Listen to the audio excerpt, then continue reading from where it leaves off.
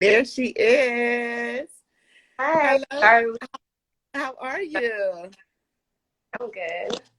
Good, good. Thank you for coming on. I can see you clearly now.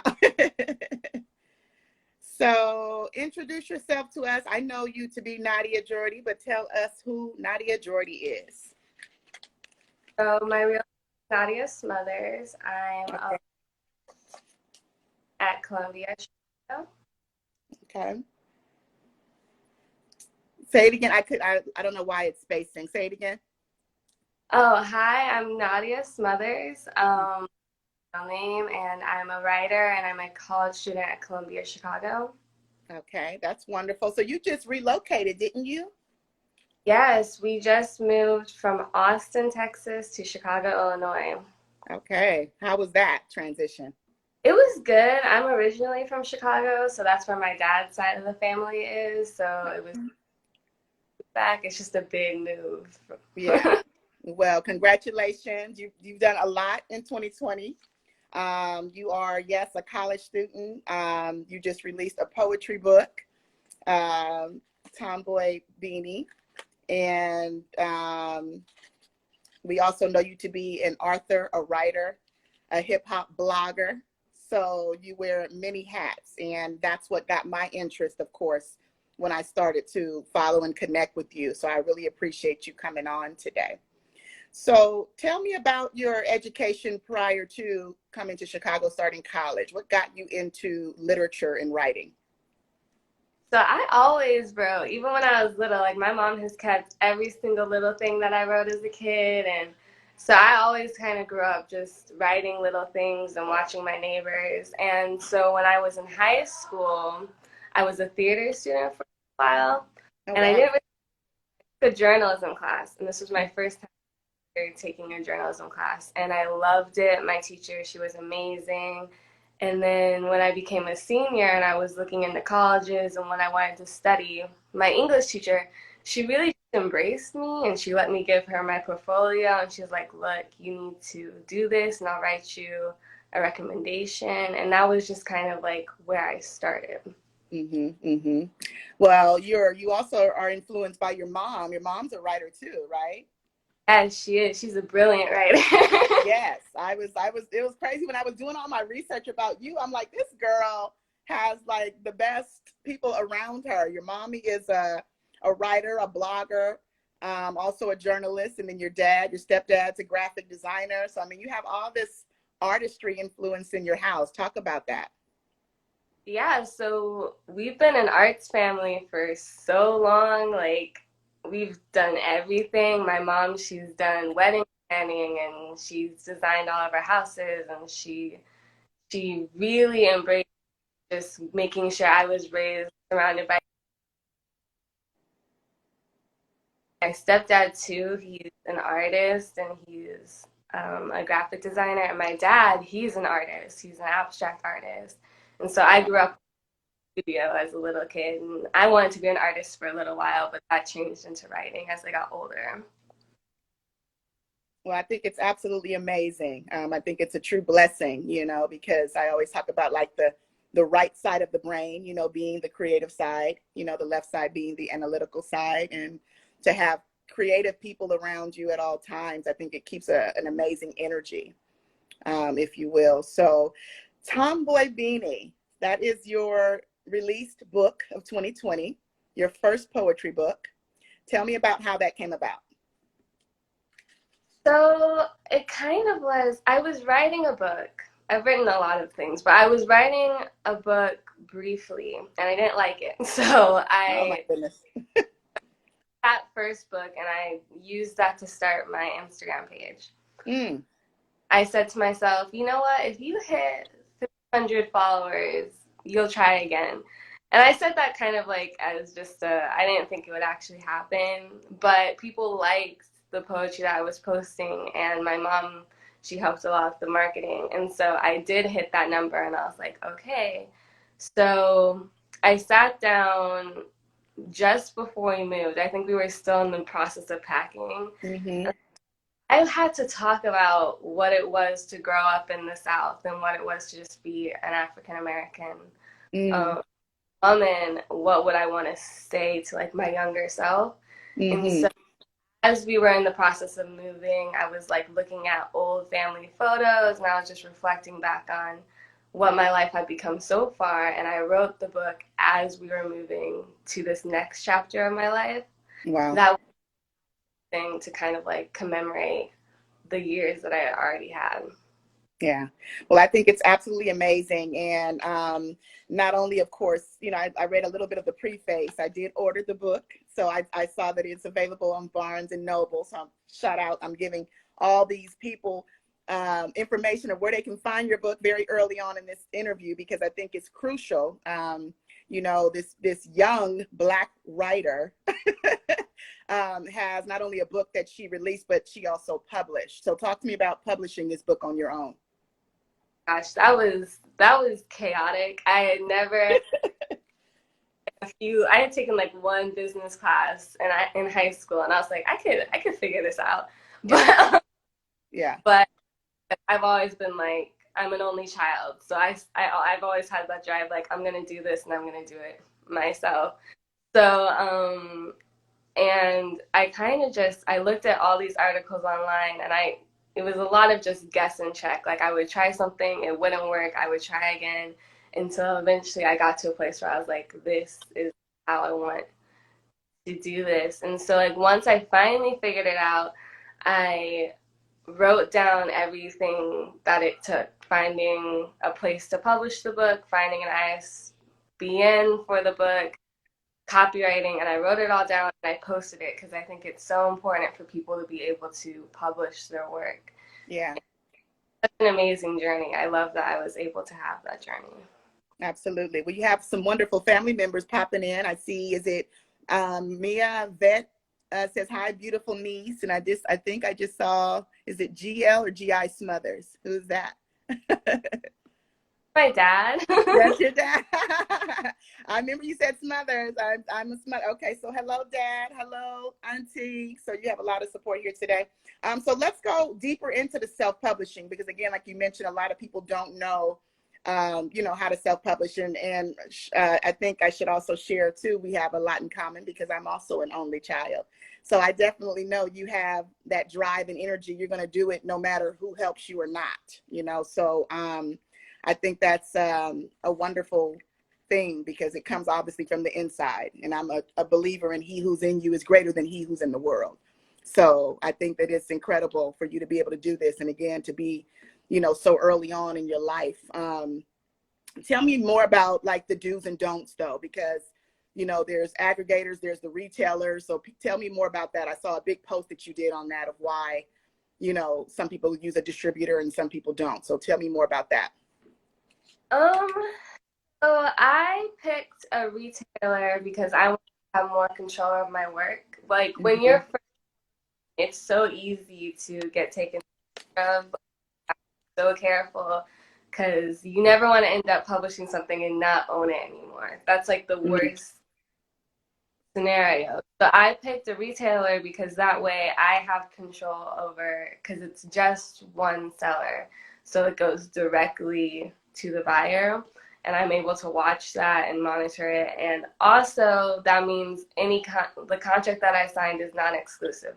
I can publish with whoever else afterwards. When you get into like these bigger book and sell it to multiple retailers and then it goes to multiple buyers, it sounds like you're going to reach more people. But in reality, you kind of reach less because you only have so much control at that point, because you're signing over a part of your authorship to another company. Mm-hmm. Yeah. A lot of money. So it costs a lot of money, not just to get the program, but also they take a commission fee. So Oh, there's all like, yeah, that's crazy. yeah, there's all like these little things that you just don't think of until like you sit down and read it. Yeah, it's a lot. So what would you say, because there is obviously, I'm still new in understanding the writing world, the publishing world, you know, I'm more from the music side, and it sounds a lot the same though when you deal with, like you said, distributors, when you talk about the creative control aspect that you have. What is the most unethical practice in the publishing industry that you may know of? That's a tough one. I would probably say anything to do with royalty. It gets anything to do with like royalty fees and all that stuff because there are some, and copyright too, because there are some brands that like you only get 50% of what you have, or if you add a commission, like you only get 20. So you have to be like, it's just getting paid. And like a lot of brands will try to take advantage of newer writers because they obviously you're not going to get a lot of money from a self-published book, but you can get more from it than most people will let you know. And Mm-hmm. so signing with somebody and you'll only get 20% of what you're worth, and you never want that. Wow, that's crazy. So yeah, you definitely have to stay on top of the business, it sounds like, right? Yeah. Very important. So how would you say that publishing your first book has changed your process of writing? I definitely think it's made it a lot stronger. I always used to just write when I felt like it, which you can't do that when you're writing a book though. Like you kind of have to set a schedule and like every day write for 30 minutes. And it also helped me because I don't do a whole lot of editing, but it did teach me how to edit and how to write for an audience. I didn't write for an audience before, I wrote for myself, but now I'm learning how to write for an audience and take into consideration what other people want to see from my work, Mm-hmm. which made my work grow and change in a lot of ways. Absolutely. Well, what's been the most rewarding thing that you would say that comes from sharing your poetry with others in your writings? I think from like a student standpoint, it has helped me learn what in my work is strong and what needs to be stronger.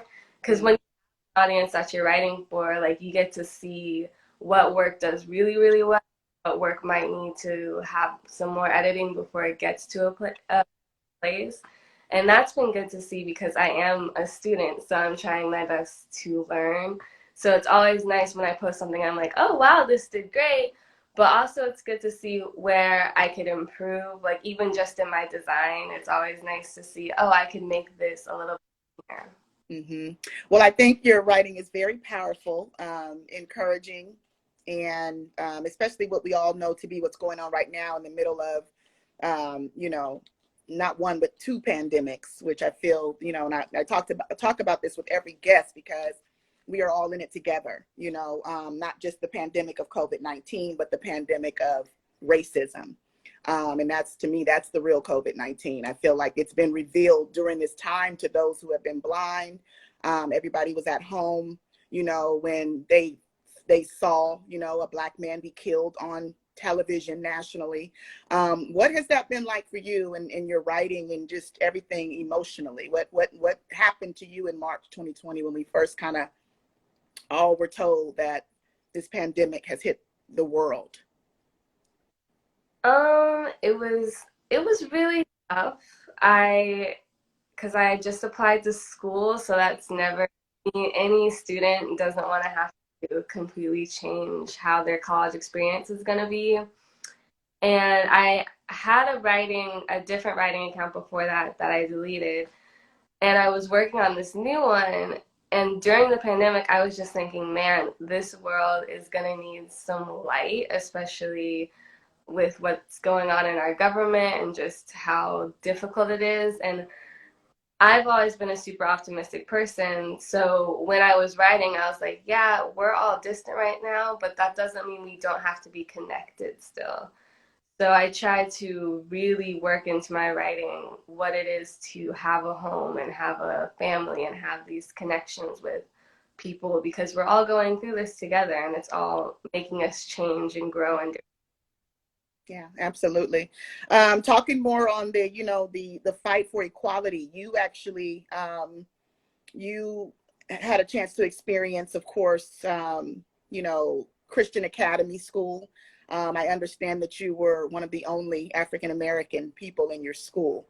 So, you know, talk to me more about that because I know there's different things that people experience, being not only the, you know, the Black person, you know, the Black female, but the only one in the entire school. So share more with me about experiences from that.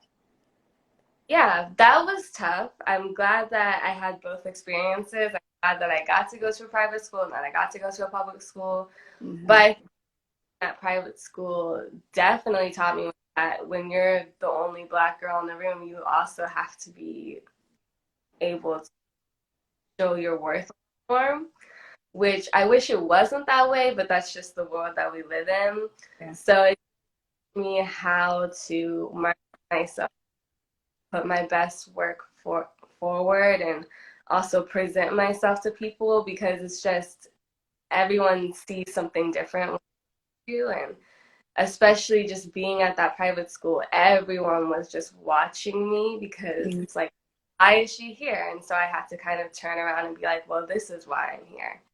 And I think my mom played a really big role in me learning how to do that, because I watched her be really strong Mhm. and guide me through a lot of that. I remember towards the end of my time there, my teacher, she was telling us how she was have this assignment in senior year where we would have to debate both sides, the pros and cons of slavery. And Mhm. I told mom, and she was like, no, my daughter's not doing that. So she went to the school and she had a meeting with the board of directors, and she was like, I need this taken off the curriculum. And she fought them for the entire semester right up until the point that we left, and they took it off the curriculum. Wow. And watched that, and I was like, yeah, we need more of that in this world.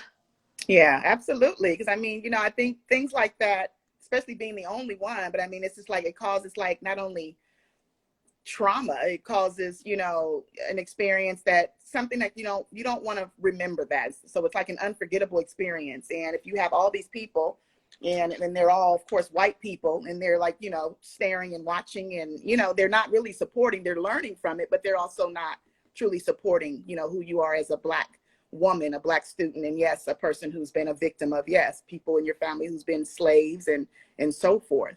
So a little bit of going back to TomBoy Beanie, you're talking about trying to discover who your ancestors are in that book. So tell us more about that. Yeah, I think a lot of Black people can relate to this. A lot of our records have been lost because with Mm-hmm. slavery, there was so much stuff that just got taken from us, and a lot of that Mm-hmm. includes all know where we came from. Like my family has a pretty good guess, but it's not really found anything. We think we're West Africa. And so, and I never really looked into what it would mean for me to actually know. So we're definitely going to get a DNA test to just see Wow. where I think it's an important thing to do. But I also think I lost a part of that in my high school years because I just never thought about it. But then as I got older, I was like, I think it is important for us to know not just who we are from American standards, but also from what was taken from us. Mm-hmm. That wasn't a choice, and we have a right to know other stories about our families. Yeah, absolutely. Well, I think it's incredible. It's the perfect time. I mean, people are saying, not to do anything creatively right now and just kind of like wait it out. I think there's so many people releasing so many beautiful arts and works of arts right now, and body of art. Like this book, music, musicians are, and so I think this is the perfect time because, of course, like I said, we're in the middle of literally a race war. That's restarted and reignited because of things that are being filmed. So I watched the film last night, Antebellum, and it really was emotional for me. It's featured Janelle Monáe. There's actually a lot of great actors and actresses in there, but it talks about like what you're talking about, like in your book. I actually think it was filmed on an actual plantation, a slave plantation. So I'm sure like a lot of the emotion and the heaviness that was felt there, it comes from knowing that, like really what happened there, where people were, they were slaves, they were killed, they were beaten, they were murdered. So what films have you watched that also influence your writing? Oh, so many. My family loves movies. Mm-hmm. I think this is going to be a strange one because it's technically a horror movie, but we watched Get Out, and it was, it was, I a lot of Black directed films, and I think that's just because Hollywood doesn't have that many right Right. now. Mm-hmm. Watch Get Out, and I was just like, man, if we had all these storytellers and all these Black, all these people doing all this amazing work, but also telling these stories that seem to get forgotten in a lot of American history, it would be a very powerful movement. And so we watched Get Out, and that was important. We watched Us, of course, too, and Black Panther, especially since Yeah. Chadwick. Yeah. that's such an important thing since we haven't really had a Black lead in Marvel movies. It's just seeing Hollywood, which is like big um, corporation and all these films in the entertainment industry start to have these little movements of Black creations. It's Mm-hmm.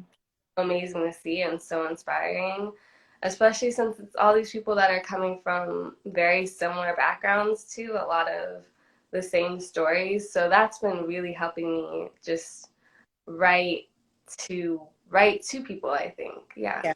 Yeah, definitely. And, definitely relatable. I mean, we can actually understand, and we're still being educated too about the process. Cause I think this generation, I should say your generation, it's totally different. And, you guys are truly fighters and you're not standing for this like so many. And we're talking about, 400 years of enough, 400 years of being fed up, and most people nowadays don't just have, Black friends. I mean, we have friends from all walks of life. So it's amazing how so many other nationalities are stepping up and stepping in for us, which is something you really didn't see back, in the 30s, in the 40s and 50s, So talk to me more about, your spirituality. Is like what you do to maintain, your mental health and to stay calm and peaceful in the middle of all these storms that are going on around you as a writer.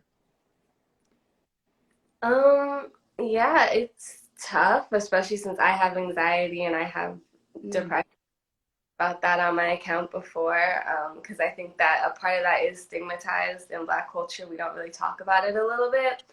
So I and my mom also, so she's been talking about that a lot more, and I meditate a lot. I pray when I can, and I've been trying to rediscover what it is to have faith. I do think it is important to have a form of faith. I think being inclusive is always, but I do think that having a form of faith, whether that's meditation, praying, going to church, going to mosque, temple, just mm-hmm, having a way to be enlightened and spiritual.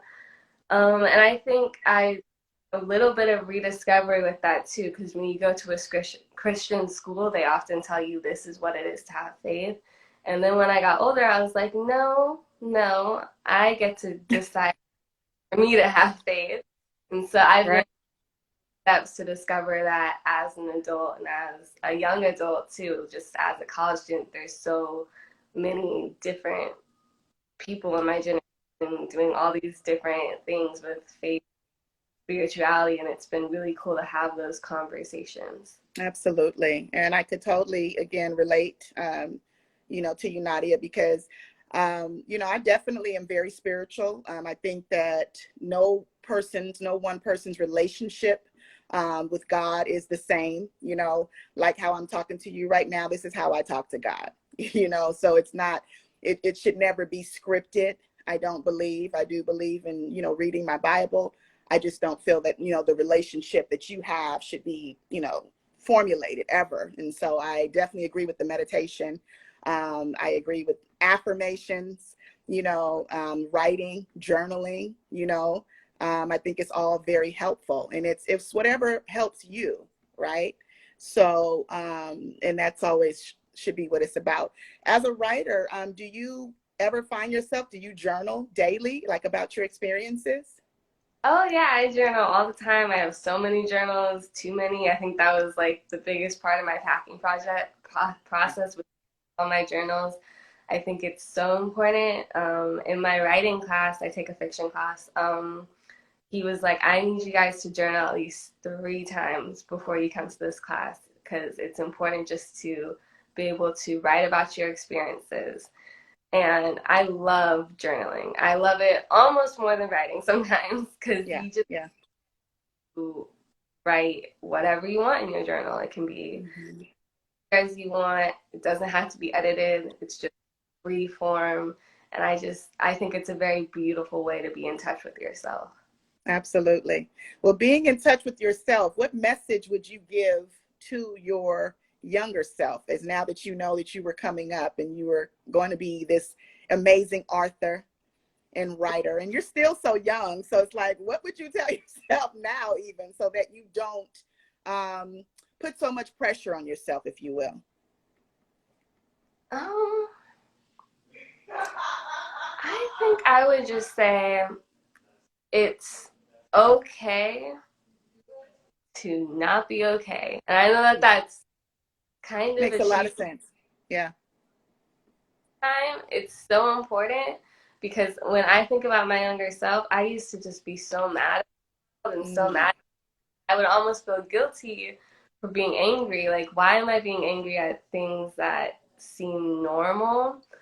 And if I could talk to my younger self, I'd be like, no, it's okay for you to be angry. It's okay for you to be sad some days. It's okay for you some days to just not work at all and mm, just this world is not an easy world to live in. And there's nothing wrong with feeling upset about that. mm, mm. That's a good one. So you write, you journal, you meditate. Talk to me about more of your creative process when you're preparing to write a book. Hmm. Well, I always write a list first, and that's usually a list of, I write down colors, words that I like. I keep it as abstract as possible, and I try to get at least 120 things down. And then every single day, I just go back to that list, and if something's speaking to me, I sit down and I work with that for at least an hour. I can I can write a poem once and it'll become something completely different within that. And I think when you're a writer, any type of writer, any person who creates, if you need to be able to like take your work and mold it and change it and see it in all of its form for saying, okay, this is ready for us to see. Yeah. I was going to say that next. Like, how do you know when it's ready? Because as a musician, sometimes what I'll do, I'll just keep recording and recording and recording, or want to keep editing or changing. And then sometimes, my producer or whoever I'm working with, they'll be like, you know what, we're done. Like, we are not about to keep changing. It's like, it'll never be done, because we're so hard on ourselves, as creators. I don't know if you're like that, but I can be. What is one of your favorite poems to this day? One that you've written yourself? Ooh, that is hard because I try to love them all. I know, I know. It's a hard one, huh? I've written way too many by now. So I say, I think the first poem I probably couldn't recite it, but the first poem that I wrote using African Twi and Swahili, the first poem that I wrote in that language, because for the longest time I had only written in English and I hadn't really like dove into anything African before. Mm, That was the first poem that I had written using that. It's a powerful moment for me because I just never knew that part of language, and I felt so connected to it because it really was a powerful moment for me. I love words, and mm-hmm. so to words, West African words, words that my ancestors probably had said, or words that came from my ancestors, it was just so meaningful to me. And when I posted that poem, it was basically, I think the last line was people born out of love. And Mm, it was about togetherness. I think it was in the middle of the pandemic. I want to say like June when things were starting to pick up with um the protests and stuff like that. Mm-hmm. I got a really good response, and I just felt I didn't even really care about the response. I just felt so happy that I was able to be a part of a community like this. And Yeah. I think community is so important for anyone right Mm-hmm. now. So I would say that one. Mm-hmm. Absolutely, absolutely. So, what type of live poetry or events or spoken word engagements have you participated in? None. I literally none. I just started writing poetry this summer, and people think that that's a crazy thing because they're like, really? But I'm like, yeah. I before this, I had only written prose, so like long form fiction, and I love writing fiction. And I never wanted to be a poet. Never wanted to be a poet. Thought it was, I didn't understand it. I thought it had to rhyme. I didn't get the why poetry was this important form of writing. But I love music. So when this summer came around, and I was listening to all this music to kind of calm myself. I listened to a lot of music, and I just was like, well, I could do this with poetry. Mm-hmm. I'm not great with songwriting, but I wrote a poem as if it was a verse, and I loved it, and I had so much fun doing it. And that was the first time that I had ever written poetry that I actually enjoyed, and that was this summer. So I have not done spoken word. I would like to. I think it's important to like try new things. So I would Mm-hmm. do. Well, I Yeah. think you're going to be walking into that, especially, now that you're on, in college, and there's so many different things that students get involved in. So I definitely think the spoken word is going to be a part of your experience and your next move. Not that I know what you're going to do next, but I just think it has it has something to do with all of it, and it's part of it. You're sharing it with us already. And speaking of sharing it, I wanted to know if you wanted to share any pieces of your poetry with us today. Can you share Like excerpt something you're working on or anything you want to share with us? of my laptop right now, so I Oh, can do. you can. Okay. Well, we'll tell people to go to again your page, of course, and share your page, your account page, Nadia, with everybody so they'll know because she has everything posted there. She has some amazing inspiration um, available to us. So share your account page. Yeah. So my account page is Nadia Jordie _ writer. But if you look Nadia Jordie, it'll probably come up right away. Yeah, There, it comes up right away. You there can are. take your time. If you see something, just stop me when I'm questioning because if you see something you want to share with us. All right. I think because it's in my book and also on my page, and it's one of my favorite poems. I think this was the first poem that I wrote for my book. It's Okay. called Tangled Roots. So, supposedly from Ghanaian descent, Grandma looks West African. Been told I look like her, Ghanaian too. We've got the same brown eyes, that unruly brown hair, almost black. I have trailed off into comparison now. Not like I don't want to know. I do. A guess is a guess. Is it close enough? Beautiful. Well, you're talking about brown skinned girls. You're talking about your grandma. Tell me more about your mom and your grandma because you come from good stock. I know your dad is, of course, part of that, but talk me more about the influence of grandma and mommy. So, all my grandparents are my grandmother specifically. I speak a lot about the women in my family. Mm-hmm. So, she's in Cleveland, and she is an amazing woman. She is a very brave woman, very funny. She's always been so open with me. There hasn't been a single conversation that she hasn't wanted to discuss with me. She's always been there for me, and she's my like number one cheerleader. I go to her and I'm like, "Do you think I should sign up for this?" And she says, "Yes, you should definitely try it." Yeah, And yeah. think she got that. I think she got a part of that from her mom. I mean, our family has tragedy. Her mom was schizophrenic. We didn't know until I never met her, but they didn't know until later on because my mom was born in 1969. Schizophrenia was like a diagnosed Right. illness yet, and I think that was very hard on my family. It wasn't an easy thing, but my mom has always told me that my grandmother was this beautiful person, and she was so kind, and she always wanted to help people, and that even though sometimes she wasn't completely well, she was always a happy person, and I just think that's a beautiful thing. And my mom has always told me that if my grandma was still alive, that she would have loved to meet me and that she would have loved me. I think so too. I think the legacy, is definitely there. I mean, for your with your mom and you, right? I mean, you're amazing writers, so that doesn't just come out of thin air, you know. So rest in peace to your grandma. And but yeah, I definitely think the legacy is continuing with you, Nadia. So I think your book is going to be a great hit. It's already something that's I literally go to your page, whether you realize this or not.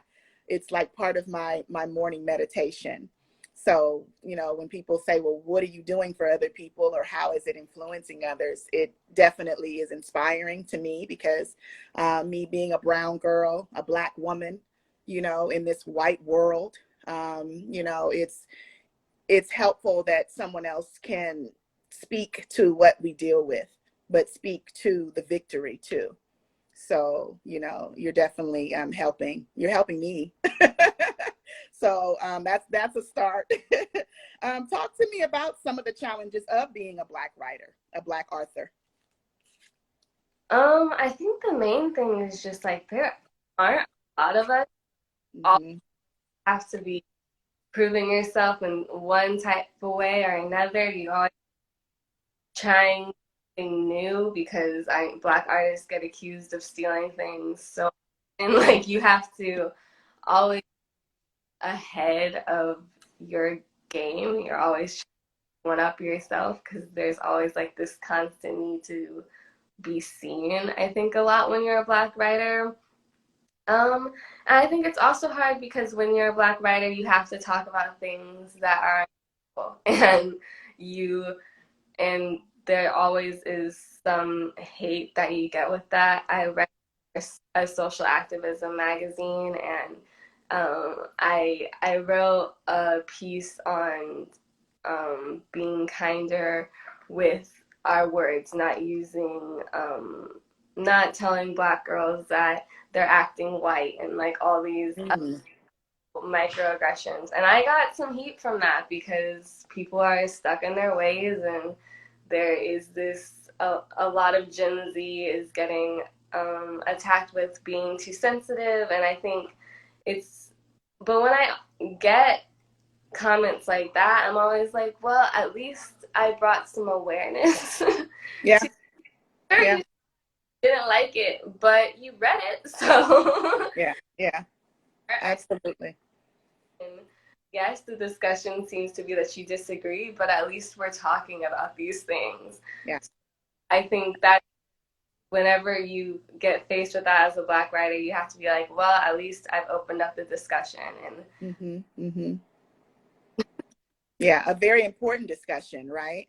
Because there are some people that are afraid to speak or to say anything, especially on these platforms. It's just like they don't want to lose followers, or they don't want to, they don't want to get, angry followers to say something. And it's crazy because I won't say her name, but I follow a very, very beautiful singer, and she's up and coming, and she's actually doing very well. And she posted something about the Breonna Taylor the decision made, the verdict. And it was crazy because someone very also famous, in the comments immediately, he didn't have to say anything. He just said, oh no. His quote was, oh no, I'm going to have to unfollow you now, because she spoke up and said something about, the decision, the verdict made. And it was crazy because right away, it's like he opened up the floodgate of hell, because everybody who followed her, who supported her, and who supports the Black Lives Matter, who support the unfortunate circumstance that happened to Breonna Taylor, they all literally just started attacking him, you know? So it was like he kind of could have just stayed quiet. And if you're going to unfollow her, just unfollow her, just push the button, you know? And she probably would have never noticed, you know, because she has a very, very supportive following.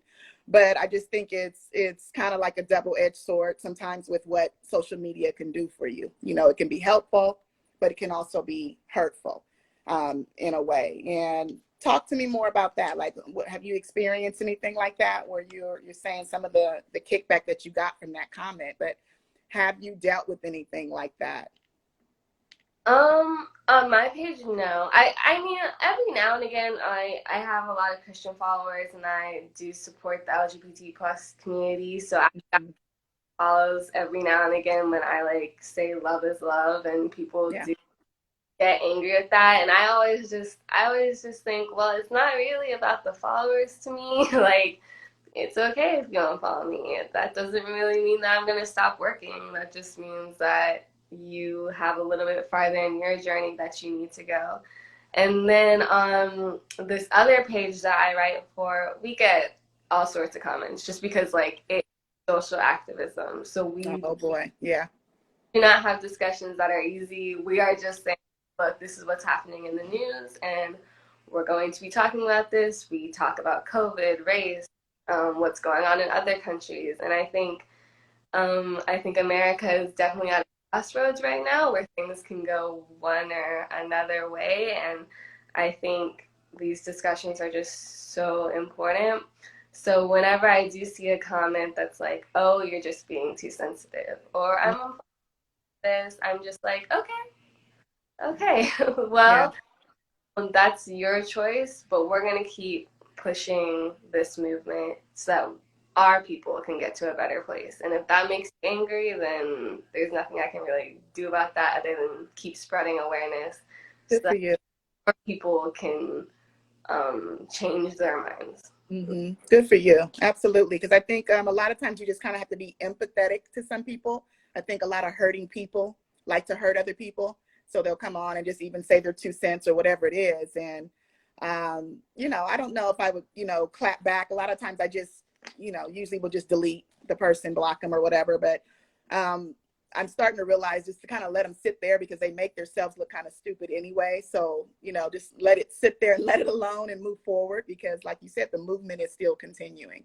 So, speaking of the movement with TomBoy Beanie, this is your first release book. And as you continue, do you want each book you write to kind of stand on its own, or are you trying to build like a body of work, you know, that connects between each book? I think when you're a writer, there is like a need for a little, but I do think that I need my work to each stand apart for different reasons. There's so many things that can be talked about, so I think there will be little between each one, and but I do think that each work will probably deal with different different experiences that I have because I have so many stories. Yeah, yeah, yeah. Well, we're excited about it. I'm excited about it. So, what's next? What's next for Nadia?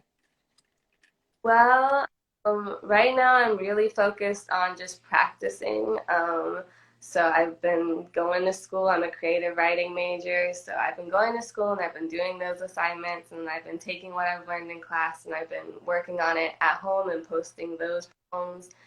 And I do want to do some work in government. I think it is important for the younger generation to start influencing what happens in our government because it is a government that's supposed to be run by the people, and I think that we've forgotten that. Yeah, That it's time for a lot of um, younger members, citizens of America, to just start having their input in what happens in our government. And I work with a lot of amazing people in this younger generation yeah, that doing their own work to see these laws be changed and see more equality. So I will be doing that. And I've been working on a short novel. I'm not sure if I'm going to publish it or what's going to happen to it, but I'm just having a lot of fun just trying new things and yeah. seeing. Oh. Well, I think you're doing an amazing job. I'm not going to hold you too much longer, but I thank you so much for you just sharing your story with us. You know, talking about, of course, where your umph comes from, like, you know, this the amazing spirit that you have from your parents, your grandparents, and the energy, where the creativeness comes from. What message would you like to leave us with? What message would you like to give to everyone that's listening? Um, I think I would just want to say send love to others. I think that's just that's my whole brand. I always respond with all the love or sending love your way, and I think it's just so important to spread love in this community. And Mhm. right now, this is a painful time for a lot of people. This is a difficult time, so I would just say send love. Yeah, definitely. Well, I'm sending love to you and thanking you for your writing. And again, to everyone, this is Nadia Smothers. And the book is called TomBoy Beanie. It is available now. It is definitely on Barnes and Nobles. It's Amazon. Where else can we find the book, Nadia? It is just with Barnes and Noble right Oh, now, just with Barnes and Nobles. Okay. but it's an edition and an edition. So I made sure that internationally you are able to get the book. Mm-hmm. Absolutely. Well, Barnes and Nobles is a big one. So I think you started with a heavy hitter because I found it. So thank you so much. And hopefully we'll be able to get to do this again. I want to keep in touch with you and find out more about your journey with school. So enjoy your experience in college. And thank you again for your time today. And I'll Yep. talk to you soon. Okay. You. Okay. Bye. Thank you. Bye-bye.